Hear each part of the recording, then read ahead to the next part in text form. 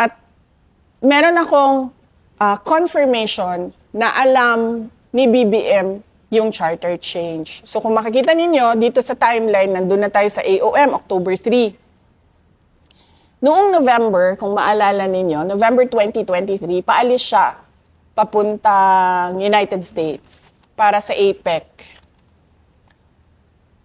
Bago siya umalis, one day before, tinawagan ko si Senator Amy Marcos. Sabi ko sa kanya, samahan mo naman ako kasi kailangan ko kausapin si BBM. Kailangan ko isama si Senator Amy dahil hindi ko kaibigan si BBM. Katrabaho ko lang siya. Presidente lang siya para sa akin. Si Senator Amy, maayos kausap na tao. So, tsaka kapatid niya. So, nandun kami.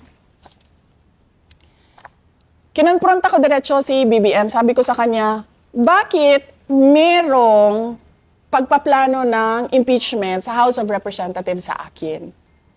Tapos sabi niya, alam niyo si BBM, nag-English yan eh. Sabi niya, that's not true. Ganyan. That's not true, there's nothing like that. Ganyan siya. Tapos, natigil yung denial niya kasi sa sobrang daldal niya, lumabas sa bibig niya na ang prioridad daw is charter change. So, nung narinig ni Senator Amy yung charter change, nag-react siya. Sabi niya, sa dami-dami ng problema ng ating bansa, bakit naging charter change na ang prioridad? Tapos sabi niya, no, this will be for the country because it's all about the economic provisions, ganyan.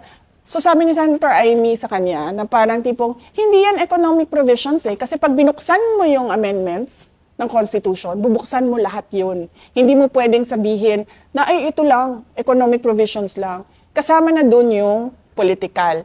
Doon kasi unang diniscuss na tatanggalin ang opisina ng Vice President at papahabain yung terms ng members of the House of Representatives. So more than 3 years na yung isang termino.